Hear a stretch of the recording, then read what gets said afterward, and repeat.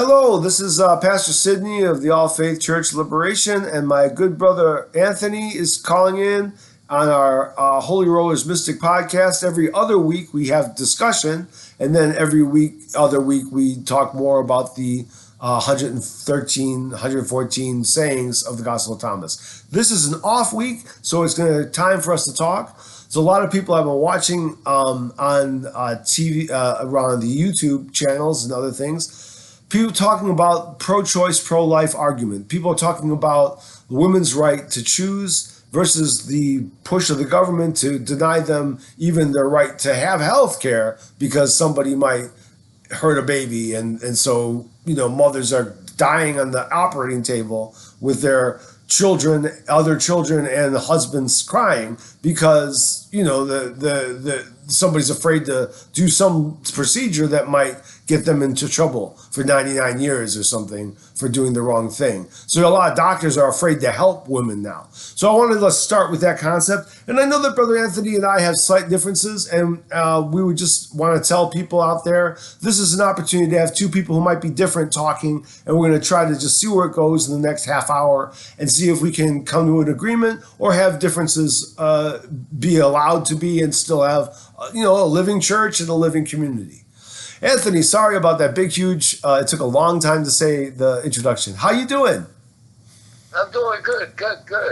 Back to what you were saying just right there, pro-life, And I honestly, if you would see what's going on now, what's going on in the country, I would say that's why we separated government from religion. Yes. That's that specific point of view, because not everybody believes the same thing. Right. Even though we try to pull the underlying strings between them all, but at the end, they should have their choice. Not everybody believes in the commandments. You kind of get what I mean, Sid? Definitely, friend. Definitely, Brother Anthony. I think that the fact that you and I and some other person might have a third opinion, we might all have very strong opinions about what we believe, but as long as we're not allowed to tell other people what to do, especially women what to do, I think I could live in a government like that, the separation of church and state. No matter how much you believe, or if a woman believes, hey, I would never have an abortion, she still can't tell another woman, oh, you can't have an abortion. It has to be between you and God, an individual and God in almost everything. One of the reasons I love what America's supposed to be about is the idea that we are supposed to have that separation of church and state, separation of our personal values from the value of tolerance and letting people find their own path to God or path to wherever they go. Their journey. I say their journey. Their journey. Right on. That's right. Because it's a journey through life. To me, it's just a journey. The end game is you leave. Everybody has their own theory about the afterlife, but every culture around the world talks about an afterlife. Yes. So I'm gonna just stay there because I have all different types of points of views on a lot of different things. It pulls me into different directions. But our topic is, should women have abortions? I would like to say yes. I think governments need to stop telling people what to do. Definitely. All right, because they need to remember that they are servants of the people. We do not serve them. That's right. And until a lot of people realize that, we're going to continue to be in this mess.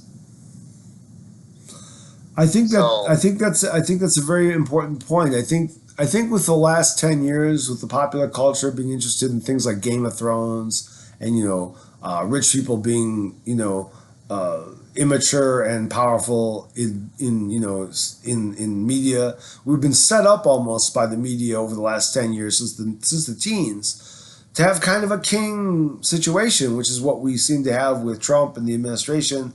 Their interest is to try to say, don't do what I say and not what I do. So like in his case, the idea of the real hypocrisy over the Epstein files and everything, that's so much to say, well, the Democrats do that, but I don't. And really almost all the rich people seem to be involved in some really horrible trafficking, sexual exploitation, abuse. Why wouldn't they be? I mean, everything else about capitalism is abuse. Labor is abuse. Work where people live is a matter of abuse. So why wouldn't it then transfer over to sexuality too? And then, of course, that's the reason. Yeah. Yeah, go ahead, Fred. No, go ahead. I was just agreeing with everything you just said. Well, I think that the reason we need to definitely allow and command men's and other women's hands off of women's bodies, that women get to decide whatever they want to do, on the very principle that why should some evil man who wants to hurt a woman have power over her or an unwanted life? That's a really cursed place to be. And I mean, on that note, raping or forcing yourself on a person can be more harmful than death. Yes, it is evil. Because in all laws, universal, even the Quran, the Bible, it says everybody's got free will. It's like, how should I say? It's like the rule of thumb, even in mysticism, witchcraft, whatever, that everybody has a free will to love who they're going to love. Right. And by raping a girl, you're damaging their essence to the point where they feel like they're trash. Right. And they and whoever else is going on is in a state of curse. People die in childbirth. People die homeless with kids that no one wants. And who should want to have to go through that kind of thing anyway? It's a blasphemy against the holiness of what women are able to do. Let them have the ability to be as beautiful as they can be on their own terms. And it's a curse against men's sexuality to ever use it as a weapon like that. The idea that you would ever want to involve something as beautiful as what God gave you for pleasure and companionship and use that as a weapon to hurt people. Well, that is the devil right there. That is devilry right there. The idea of taking the good and turning it upside down. The misuse of sexuality is what we're talking about. Sexuality, to have sex with another person, is to transfer your energy and their energy back and forth. So when you're transferring each other's energies, what happens is you start adapting energies of just parts of your personality onto the other person. And then you accept parts of their energy, so you accept parts of their personalities. Right. Why do you think you feel that close bond with them? Like, you can feel where they're at. You know if they're in trouble or not. Because sexuality literally is, once you really have sex with a person, in the eye, that's marriage. Yes. You kind of get, it's kind of almost like the what is it? The ritual Herogamos, where the ritual Isis, where the woman does this way out erotic thing for the man, and that was tie them to each other, and they would literally be married. These people didn't get married in churches back then. Sure. They probably went and got a ritual done, and they connected, and that was it. That was the end of that. They considered themselves married. Or you had the women like Ishtar that loved sex and violence. Right. But it's all part of the feminine aspect at the end. And the power of that. Ishtar's not bad. She's just showing you that there's always going to be conflict in love. Yes. And to do so, you and your partner go through battles, or you can battle people over your partner, which occasionally happens. Right. On a lot of occasions.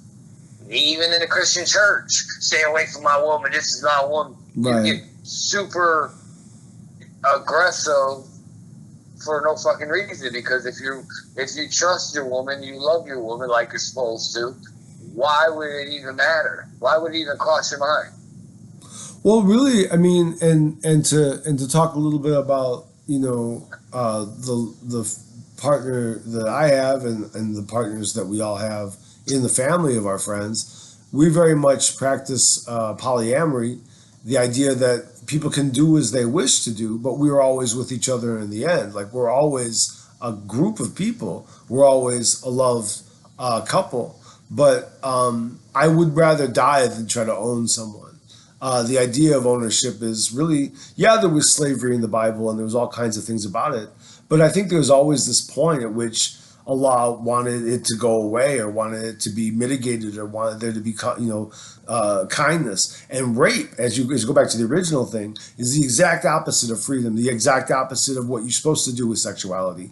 It's the idea that you would ruin people with that. And that can happen in families. I was brutalized by people in my family incestuously, being raped by family members. This happened when I'll say specifically my father. It was no one else in my family. And once that happens, it's very difficult to do anything in the world. Like you end up not able to do anything. And of course, it's so obvious that like they say 1 out of 3 women, in the 90s, they said 1 out of 3 women will be raped before they're an adult. And that 1 out of 8 men will be too. So like, and obviously trans people are raped a lot and brutalized a lot and assaulted a lot. And intersex people too. And most of them that do it, they deny that they're even doing it. Yeah. Yeah. But that's certain sections in the Talmud talks about that too, where it's okay for them to have sex with young kids before they drop. Well, there's a very specific thing about the Talmud. I want to just specifically say, the Talmud is an argument between the rabbis of Beit Shammai school, and the rabbis of the Hillel school, and also other people. But let me finish, please. Let me finish. I gotta finish this, brother. I gotta finish this. It's an argument between 2 people, and one guy is always saying the most mean, terrible shit. And then if you look at where that's written, because Minister Farrakhan brought this stuff up years ago, and I looked up where it was. That particular thing where raping a girl is like sticking someone in the eye. That was said by the one rabbi who right away was countered by the other rabbi against him, saying, "What a terrible thing this you just said," and blah blah blah blah blah. To take something out of context to say this book says this, rather than say this includes this in an argument where the argument looks bad by him stating it. That's not what the book says. It's what a character in the book says. No, I get what you're saying. It's like a patriot, for instance. Mm-hmm. All right, two people are at war with each other. All right, we're playing the terrorist and the patriot. Which one? You know what I mean? They're both patriots because they're both fighting for a cause, their survival. Right, right. You're just calling one. You're playing a tic-tac word game. I get what you mean, though. As they're talking, one, it's like the light and the shadow. One's the light saying within, like yourself. One's the light that say, hey, let's go this route, and the other one's saying, hey, we can always do this, and we can sneak in and do that, and to me, that's the dualistic nature. It's like a mirror; you can reflect it back and forth. I agree with you. I think that's an important thing people forget about the Babylonian and the Jerusalem Talmud and the Talmud, all the Talmud, is that it is trying to wrestle with the ambiguous nature and the dark and light nature of reality and of God and of the community. So there's going to be things in it that are going to be really negative, and then very soon countered with something very positive. And it goes back and forth like that for hundreds and hundreds of pages, and everybody puts their own on. It's supposed to encourage everybody not to have the final answer, but for you and me to look at it and add our own stuff in the margins. Maybe our argument should be there. And all of that to deal... Go ahead, Frank. That's just like, for instance, like this point of view just keeps coming up for me. Who did Jesus scorn? Who was Jesus really against? Mm-hmm. Who was his enemies? Who did he scorn? The hypocrites, really. Who was the one? The Pharisees and the Sadducees. Specifically the Pharisees, because he himself was of the Pharisees. The Sadducees hated him too. You're absolutely... Go on with that, friend. All right, which is the construct of the church. Right. Or the synagogue at that time. Sure. Well, actually, it was temple then. Synagogue didn't come until after the temple was destroyed, because that was just a group of people. But the idea of the temple, which was definitely the church or the cathedral or whatever you want to say, the proper, what ends up being like the Holy Temple, right? The Holy Temple. So they were selling stuff in the Holy Temple. So the structure of the temple was structured upon money and not God. Right. A lot of people don't catch that. And even at the end, what does he call them? Serpents of the devil, children of hell. Right. Sepulchres, like sepulchres where they look nice on the outside, but they're dead bones on the inside. So basically, what I'm taking from it is the structure itself of religion structure, where you have to allow somebody to not teach you, but read from the Bible and interpret it in its own manner is wrong. Mm-hmm. You kind of get what I mean? I think so. Yeah. What they're doing is they're interpreting it in a certain manner where all other points of views are wrong. And that was it. The consensus of those folk, the Sadducees, the Pharisees, the governing parties, the Sanhedrin, and what they meant, they had come up with a bunch of things that this is what we think it means. We've taken the law, we've taken the Talmud, we've taken these things, and we've applied it our own way. Now, there's nothing wrong with that being a way, but for it being the way, the orthodoxy of the time.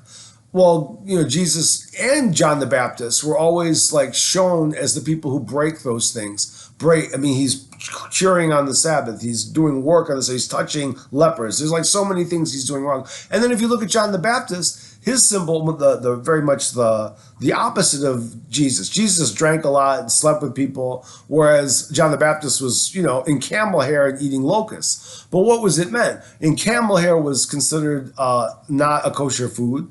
The locusts and the wild honey was specifically against the law. What did that mean? Because of their two journeys, they went against the laws of what they were doing to get to the true law, which is to love people and to cure people and that. All of that, basically what you're saying is like when people decide they have the right interpretation, regardless of why they do, it becomes kind of dangerous because they themselves will say, well, it's not so much what we think of this Bible or what we think of this, is that our tradition's laid on top of it. And by the way, you have to answer to us now instead of God. And that's what Jesus was so against. You are judging instead of non-judging. Yes. We're not supposed to judge. We're just supposed to witness things. We're supposed to let everybody have their own spiritual experience. And that's the problem nowadays. People walk around judging other people. I know because I work on that myself, and sometimes it can become hard. Mm-hmm. But that's why you can walk around and be like, oh, well, he's an idiot. Well, how do you know he's an idiot? He might have been just born. He might not understand what's going on around him. He might not have been taught right. He might be stuck. Right. You know what I mean? Right. So it's not for us to judge. But I can say he's ignorant by not trying to further himself. I'll try to go over there and help him and try to give him some knowledge, but some people they don't care. They don't want it. They love being in ignorance, so you just leave them there. Right. So, but this started off from us talking about choice of having, if you're going to have a kid or an abortion. Well, but it all comes from that. A lot of it does, just like society right now, Sid. We've done raised our kids for the last 100 years, telling them, you grow up, you fit, before school, you're 12, 13, 14 years old, you go off, we either sell you, or you find yourself a husband and you have as many kids as you can with them. Mm-hmm. And you stay married to it. Well, motherfuckers are saying, fuck the marriage. And they're having kids at early ages when society so much have changed. Like we've evolved as a species. Sometimes we have to let old things go no matter how much it hurts. That's true, and let the thing be the next thing. You know, I think the idea of autonomy, that's what we're talking about. The idea of being, you know, rape and the option of being able to have abortion and other healthcare services to help you in case of rape or in case of, you know, something you change your mind about if it's not something that's just inflicted on you. That has to be in your sovereignty. That has to be in your control. Because if it's not in your control, whose control is it? Obviously, the people controlling the world now have no interest in women's rights or men's rights or anybody else's rights, trans people's rights, intersex people's rights. They want to crush us. They're weaponizing finances, religion, and they're trying to yank every ounce of spirituality they can out of you. Definitely, definitely. That's the Roman imperialism. Roman imperialism, friend. That's definitely it. And that's the word. That's the world, the Western world we live in. Agreed.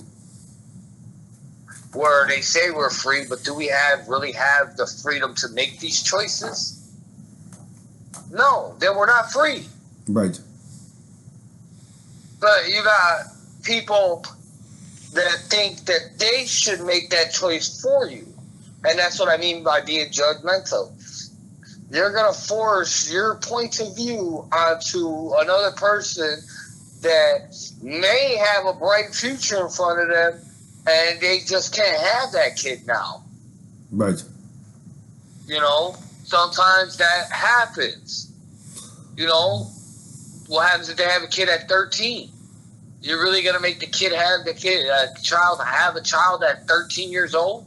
Is that kid mentally and physically prepared to do that? You could die on the operating table. I think you're 10 times more likely to die at 14 of a birth than an abortion. That was a statistic I remember years ago. Well, what happens if a woman knows she's going to be a terrible parent and don't want a kid? Right. It has to be in the hands of the person it's talking about. No one else can have this power. Especially, and I think you agree with this, give me an amen if you want to, like, God bless men and what they do, but it is the woman that decides whether any of that stuff becomes anything. And it's got to be their complete control over it. No one can have the right to say a thing. And it's your choice. It's got just to be. Like you decide to get up and go to work, or you decide to sit at home. You know the consequences of sitting at home. We live in a slavery society where money dictates everything. Definitely. Give me a moment, friend. Just give me one moment. Go ahead, friend. Sorry about that. No, that's fine. Sometimes people come in, hey, my kids left, so I'm by myself for the night. So yeah, I don't have interruptions. But yeah, it's basically freedom of choice. We live in America, but like those decisions should be in the person's hands. Like I said earlier when we were talking, we are the people. The government serves the people. They are the servants of the people in a democracy. It's not the other way around. That's right. All right, so yes, we should have free healthcare. Yes, we should have free schools. Yes, we should have free Medicaid and be able to go to the hospital whenever we need to go there. We're free. The free society. Those are the three fundamentals of society is built on. Yes. School. I don't want to say religion, but school, economics, and my health, probably healthcare. You're saying healthcare. Healthcare, school, and the other one was that you guys love is free housing. Yes, yes. Well, the housing movement was one of the reasons some of this church started, was around the conversations around, the housing movement that Vice Pastor Sabrina was very brilliant at, your sister, who is a brilliant lady. That we need to continue that kind of conversation with people in general, that we need to, occupy again, like they did in 2010, the Occupy movement, where they're trying to occupy the capitalism. We could do that same thing now, except we wouldn't do it necessarily in the streets. We could just do it where we are and have more control over those so-called jobs. We as a people can exercise a lot more control over our environment than I think we're taught to believe. And all of that has to do with sovereignty and everyone's ability to have autonomy. That's what's going on right now in Africa. Africa's telling the West and everybody, go fuck off. Definitely. These are our resources. It's called the Sahara Alliance. It's a group of West African countries that they believe that they know that they're rich. They know that they're sitting on a gold mine, literally, like Burkina Faso sitting on a gold mine. Definitely. All right. They know they have all these natural resources, and they want the countries that are in there out so they can take control over everything. They just opened up schools and universities for the kids. Just opened up 5 or 6,000 housing units. They're building more. They're building roads. We're too busy trying to destroy each other instead of looking at what they're doing in Africa and start building. It's time to build a better future, build life, fuck all this war that's going on. Like Israel, for instance, their governments are trying to oppose their will on Iran and Palestine. Right. First, they started with Palestine. If you're God's chosen people, first of all, God tells you not to oppose your will on anybody. That's why so many Jewish people opposed Israel from the years and years ago. We have somebody up on the All Faith Church of Liberation YouTube channel that one of our deacons last year took film of at the Democratic National Convention. He had Palestinian flags. He had keffiyeh on. All these rabbis and students of rabbis. And his name is Rabbi Weiss, and he's been very much angry at what Israel has done to the people, his people, the Jewish people, by forcing them in many ways to go against what God talked about in the Bible about not oppressing people, not stealing from people, not killing people, without cause. And that's why a lot of Jewish people more and more are saying, "The hell with Israel. This is not in our name," So I agree with you 100%. I think Israel is by making a very secular concern, made it nationalist and not about the actual people's deeper stories, whether it be religious or whatever other stories that people had for years. It kind of got negated by the needs of American and British capitalism, the needs of the Western imperialists after World War II. That's what we're seeing. Let's be honest, we don't even know if those are real Israelites. Well, I mean, there's Christians and Muslims and all kinds of nationalities that are living there. But I think the real thing is Jesus was a Jewish dude, and he gave himself to everybody, including Christians and Muslims.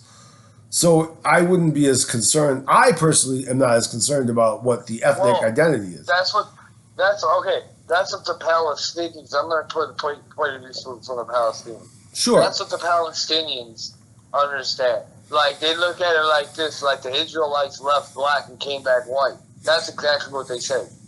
And I, as I say, I've had a lot of Jewish people who totally agree with you there and have said that stuff. There was somebody that would talk to one of Kathy's friends in high school. It's like, don't you think sometimes that the man used you guys to like oppress other people, and it was the man being the white Gentile imperialists of the British royal family. They're the ones who still make money on ExxonMobil gasoline. This is white money. This is Mayflower money. This is Morgan Rockefeller money. I'm not disagreeing with you because England has always been known, even before Queen Elizabeth, to be rich. Definitely. So, and they made their money on it. They wanted to get the two different Semitic people to fight and kill each other.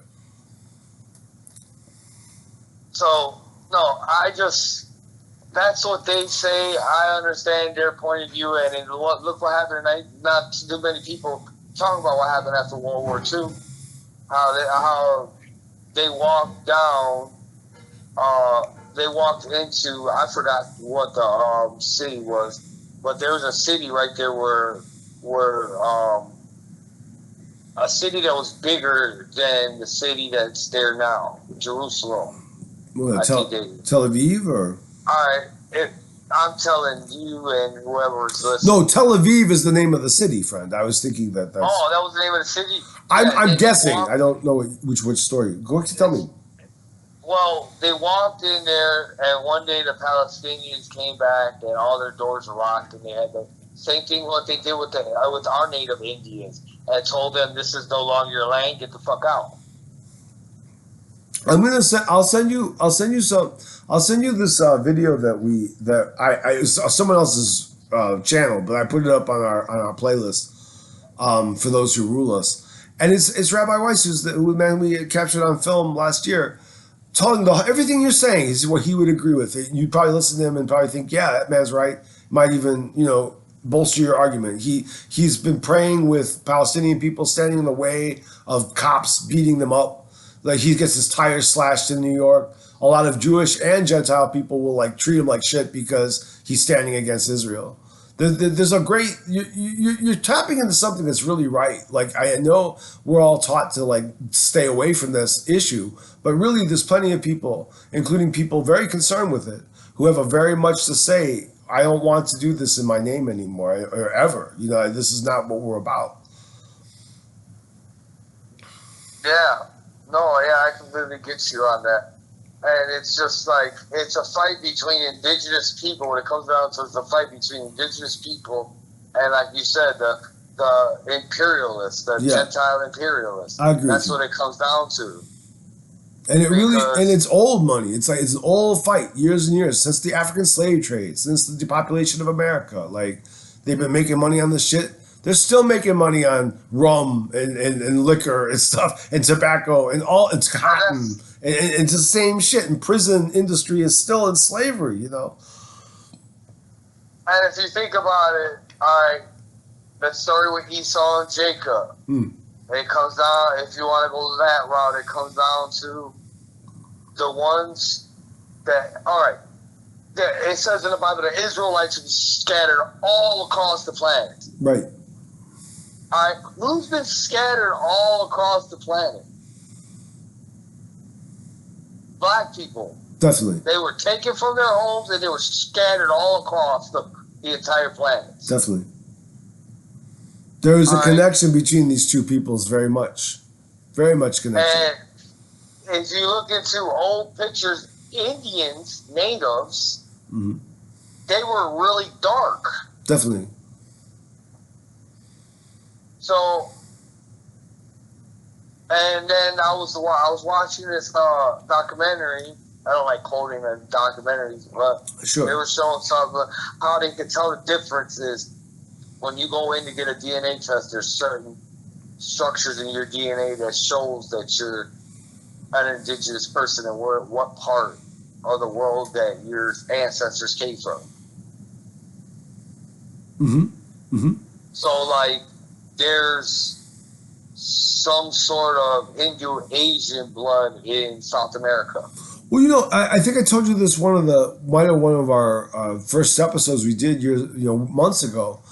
Dr. David Imhotep. He is an African American, an African scholar, African diaspora scholar, who had to kind of create his own discipline by going to different universities in Africa and Europe and America, and creating what he needed to create his PhD, which is basically he argued that 50,000 years ago there were black people in South America, and that there were black and Mongolian blood people mixing to make the Indians. So the Indians, we call the indigenous people of North and South America and Central America, are actually African as well as Asian, and of course everybody else who's been part of it, but including Caucasian people who've intermarried and become part of it. I completely get that. That's probably that could be a reason why some tribes are taller than others, some tribes are shorter than others. Sure.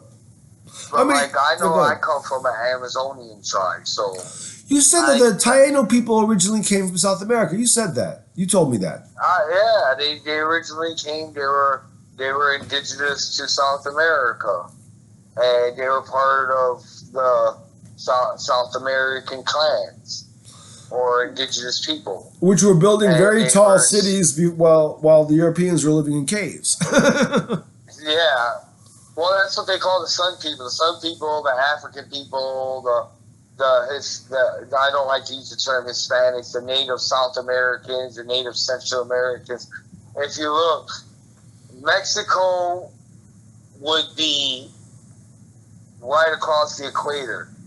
So, like, that will always stay warm. So even during certain parts of history, Africa stayed warm. Sure. All right. So as if it was, say, cool, brisk, 75 degrees in Africa during the fucking Ice Age. That's good enough temperatures to fucking grow food. For sure. You know, maybe you might have to go 3 times the amount of food because your seasons might be shorter. Mm-hmm. You know what I mean? You might have longer winters because you're in the middle of an ice age. You know what I mean? Right.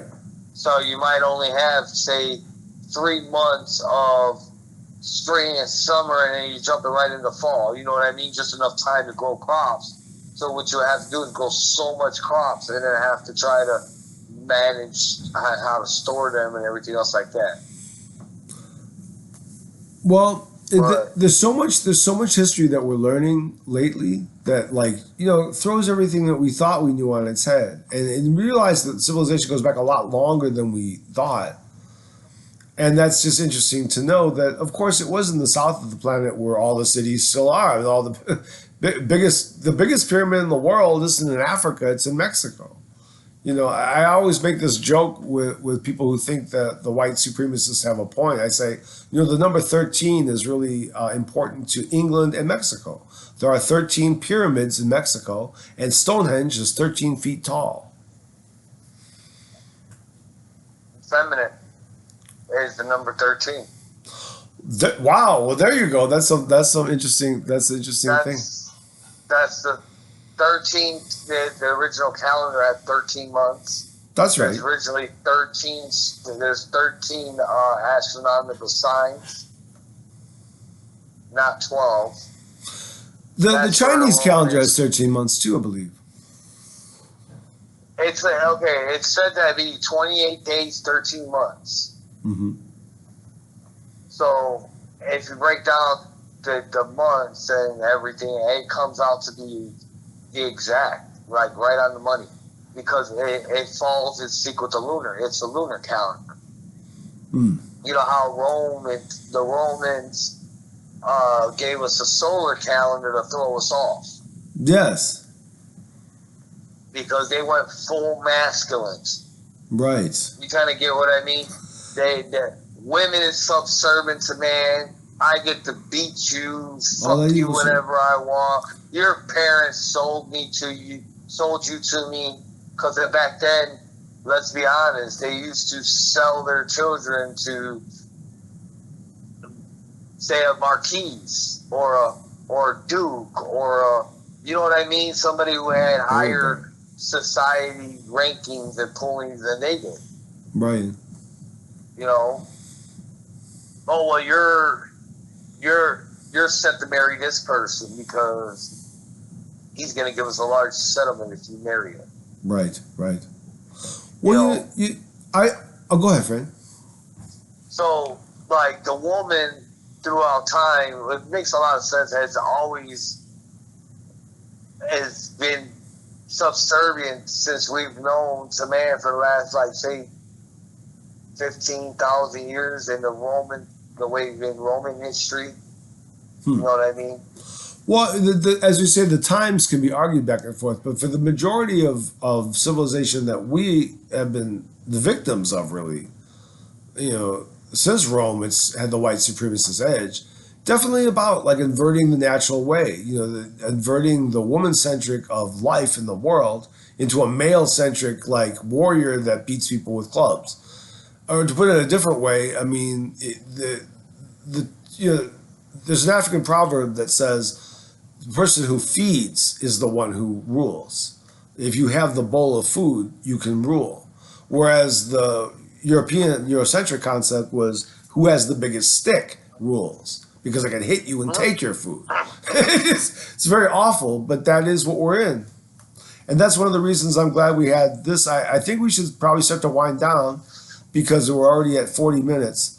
But but I think that I'm glad that we were able to explore this stuff about really how rape is the most evil thing, and therefore abortion must always be guaranteed as a right.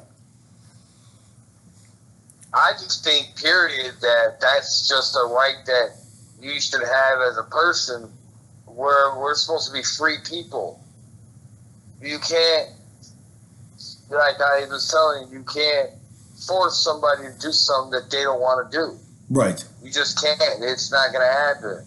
It's the core of everything evil. It's the most devilish thing to do by nature. Yeah, Take someone's freedom away. Definitely is. And back to the Pharisees and Sadducees, they're the ones who are doing it. They're the ones who are instilling it. They want. Okay. People don't recognize religious wars as wars. I don't understand it. It's still a fucking war to me. People are still dying. Alright? For thousands of years or hundreds of years, the Romans been controlling everybody. The Vatican's been controlling everybody through religious wars. You kind of get me there? So they're opposing their will and their book or their Bible on everybody, their religious beliefs on everybody in the world. They believe that if you don't believe in the same book that they have, then you're nothing in a piece of shit. You should die. And that's the way they treat indigenous people. Definitely. And a lot of the most savage things have happened to the most indigenous people. They take the Indian women and they fucking rape them like they're pieces of shit and throw them to the side. They do with black women. For how long have slave owners found one of their servants and they had sex and had kids with them? Mm-hmm. Mm-hmm. From Jefferson on, I mean, like Jefferson was very famous, with Sally Hemings and everything. That became very much archetypal of how they all did it. And it's really repulsive what the negative part of America is all about. That most negative part of Western civilization, the exploitation of black and indigenous people and women in general and people. It's the wrong thing on purpose. It's not ever going to be reformed. It has to be overthrown. And I think we're on the verge of doing it. Like you said last time, just to leave it on a note, I think we should probably have a note, but Deuteronomy, what did you say it was 28? Yeah. Deuteronomy 28 is coming to be, and I think it's really exciting to see that as long as we affirm the goodness and greatness of the Mother Earth, we can affirm the greatness of all people who are children of mothers, which is any gender of person. That we really need to respect the autonomy of the earth and the autonomy of each other. Which, to go all the way to Jesus, that's the Leviticus 19:18, the idea that we should love each other, the God in each other, the same way Deuteronomy 6:5, we should love God. Is there anything else you want to say at the end? Because I think we need to... Yeah, it's really... I didn't like to point the picture of black, white, Chinese, Asian, but at the end, we're all humanity. That's right. We just tend to put each other in different categories, but we're all the same.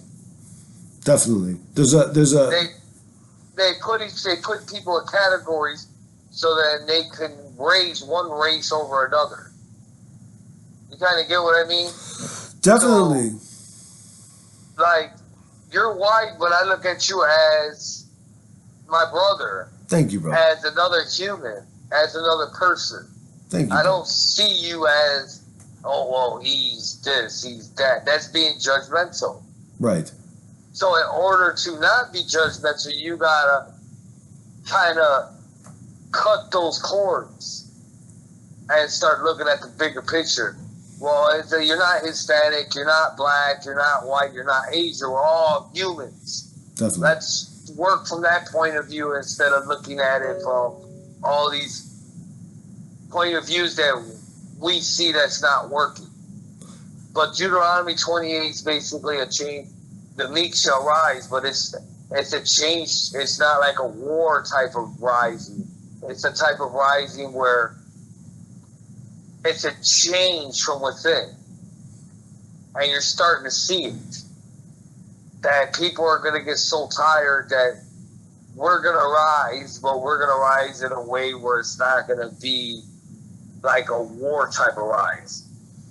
You know what I mean? Yeah. It might be like a worldwide protest or something. You know what I mean? I think if we just all took whatever job we have and continue to work it, regardless of who's paying what, but then we have the knowledge of who's down the line driving over here and who's over here driving that over there. And if we start to know the networks of what makes our little towns or our big cities work, then it won't matter what the command is because we'll already be in place to occupy it. Yeah. Well, that's another thing. It could be a change from where people change the government by voting in the right people. You know what I mean? That could work. Maybe, and that's what I think was going on with this whole Trump thing. This whole Trump thing is they're getting nervous because it's the Hispanics and the black people merged together and decide to start voting their people in, their ass out of a job. Right.